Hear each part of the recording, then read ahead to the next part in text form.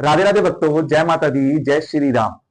भक्तों, जैसा कि आप सबको पता है, सावन का महीना है और भोले की धूम मची है। गली गली जयकारों की आवाजें आ रही हैं।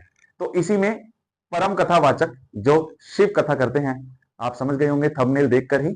मैं बात कर रहा हूं पंडित प्रदीप मिश्रा जी की। हाँ, उन्होंने कल का दिन विशेष बताते हुए शिवरात्रि पर 7 बजे खुद खुद अवेलेबल रहने को कहा है। ये वीडियो बहुत विशेष होने वाली है। उन्होंने जो जो सामग्री बताई है, सबका वर्णन आपको इस वीडियो में मिलेगा। साथ ही कावड़ क्यों लाई जाती है, किसने सबसे पहले शुरू की, इसके पीछे की क्या कथाएं हैं, सब आपको देखने को मिलेगा। तो आइए, जुड़िए और सब्सक्राइब कीजिए, लाइक कीजिए। सनातन धर्म की रक्षा के लिए और उसके पालन के लिए हमारे साथ जुड़ जाइए। आइए शुरू करते हैं जो उन्होंने कहा। सावन की शिवरात्रि है 2 अगस्त की। कितने तारीख की? 2 अगस्त। पूरे भारत में ही नहीं, पूरे विश्व में, देश और विदेश में लोग ऑनलाइन पूजन करते हैं। उस दिन शिव भगवान का पार्थिव शिवलिंग बनाते हैं, पार्थिव शिवलिंग का निर्माण करते हैं, पूजन करते हैं। तो 2 अगस्त को हम जहाँ रहेंगे वहाँ से लाइव शाम को 7 बजे आप और हम, पूरा देश और पूरा विश्व, शाम को 7 बजे से 8 बजे तक 1 घंटे सावन की शिवरात्रि के दिन पार्थिव शिवलिंग का पूजन कर कर भगवान से अपने मन चाहा वर प्राप्त। इसमें क्या क्या सामान चढ़ेगा वो आप लोग लिख लीजिए।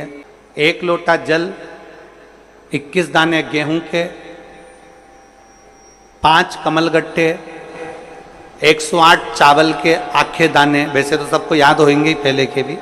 108 चावल के दाने, आखे मतलब सेगे।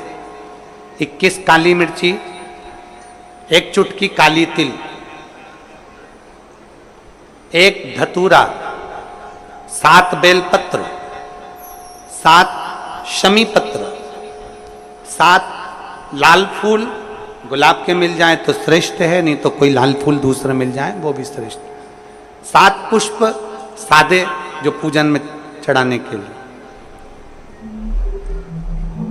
दूध, दही, घी, शक्कर, इत्र, गंगाजल, चंदन, 3 गोल सुपारी, पूजन वाली सुपारी, रोली, मोली, अबीर। मोली मतलब लच्छा नाड़ा बांधने वाला, अबीर, गुलाल, पीला चंदन, चावल पूजन के लिए, कपूर, 2 दीपक घी के, 1 जलाकर रखने के लिए, 1 आरती करने के लिए, 2 जनेऊ, 1 गणेश जी के लिए, 1 शिव जी के लिए, लौंग, इलायची, पान के पत्ते, मिट्टी का पार्थिव शिवलिंग। अपने नगर में, अपने गांव में, अपने गमले में जो मिट्टी हो उसका पहले से शिवलिंग बना के रख लेना। 7 बजे तो सीधे पूजन चालू करेंगे, 8 बजे तक आप लोग पहले से शिवलिंग बना के रख लें, पार्थिव शिवलिंग मिट्टी का।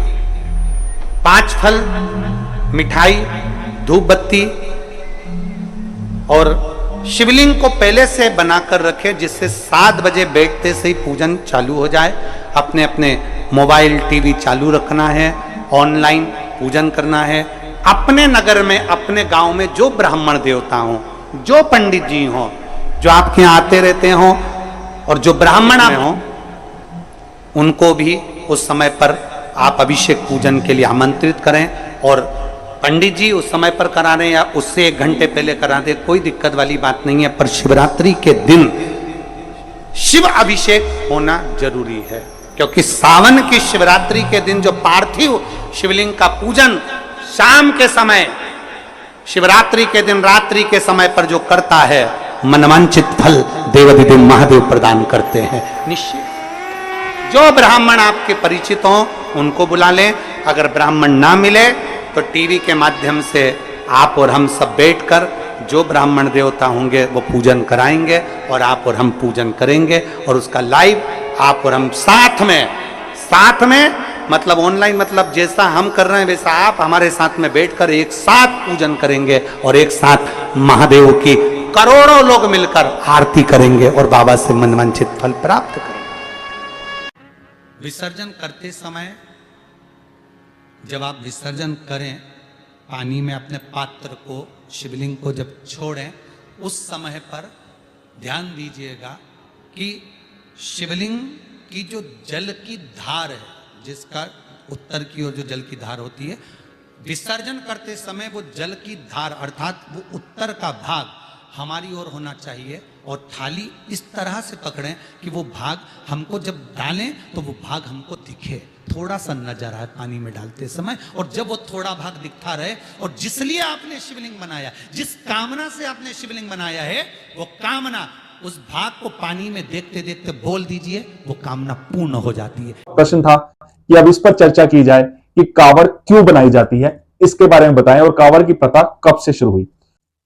आइए बताता हूं। सबसे पहले परशुराम जी ने, जो भगवान स्वयं भगवान के रूप में पूजे जाते हैं और परशुराम जी जो हैं वो भगवान शिव का ही रूप माने जाते हैं, उन्होंने सबसे पहले भक्त के रूप में जब यहां पर जन्म लिया, धरती पर मृत्युलोक में जब वो आए, तो उन्होंने भक्त के रूप में सबसे पहले, ऐसा माना जाता है कि कावड़ की प्रथा को शुरू किया और जल चढ़ाया। ऐसा माना जाता है उत्तर प्रदेश के बागपत के पास एक पूरा महादेव का मंदिर है, जहां पर गंगा से जल ले जाकर, है ना, गढ़मुक्तेश्वर, जहां जिसको आज ब्रज धाम कहा जाता है, वहां से जल ले जाकर और भगवान शिव को अर्पित किया और तब से ये प्रथा चली आ रही है। आज भी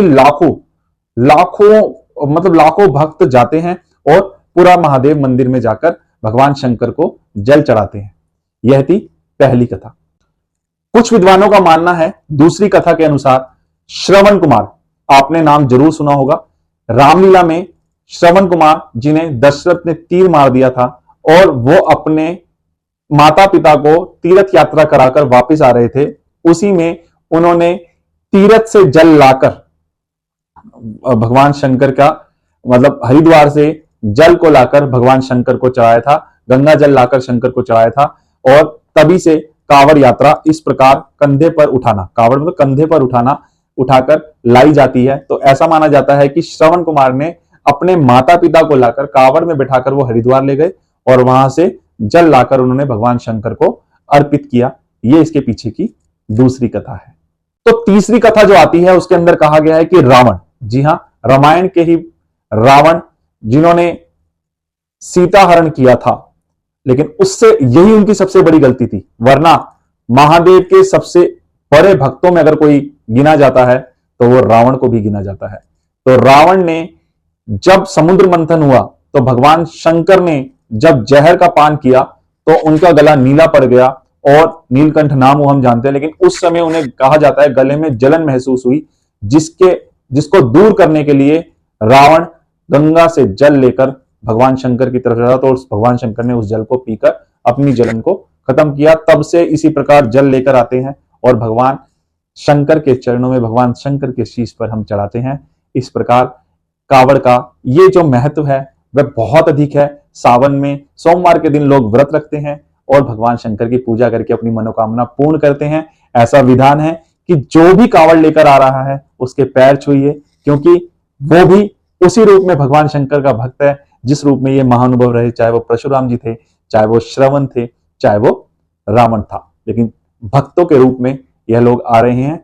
हम अलग अलग जगह से अलग अलग कावड़ यात्राओं को, कावड़ प्रबंधनों को कवर करने की कोशिश करेंगे। आज या कल से आपको वीडियोस दिखेंगी। अगर आप दिल्ली एनसीआर में रहते हैं, हमें बुलाना चाहते हैं और आपके यहाँ भी कुछ ऐसा आयोजन हो रहा है, कावड़ियों के लिए सेवा अलग अलग जगह चल रही है, तो हम वहां पर अवश्य आएंगे। या आप हमें अपनी वीडियो वहां की शेयर कर सकते हैं। कोई भी झांकी है, प्रस्तुति है, हम उसे अपने चैनल पर शामिल करेंगे और जल्दी आपसे वहां पर आकर मिलेंगे। आप सभी उन शिविरों में पहुंचिए, सेवा कीजिए। इससे बड़ा सेवा का मौका आपको वर्ष भर नहीं मिलेगा। जाइए और आसपास सेवा कीजिए और अगर संभव है तो लेकर आइए जल और महादेव को अर्पित कीजिए और अपनी मनोकामनाओं को पूर्ण कीजिए। हर हर महादेव, जय माता दी। लाइक कीजिए, सब्सक्राइब जरूर कीजिए। धन्यवाद, धन्यवाद, धन्यवाद।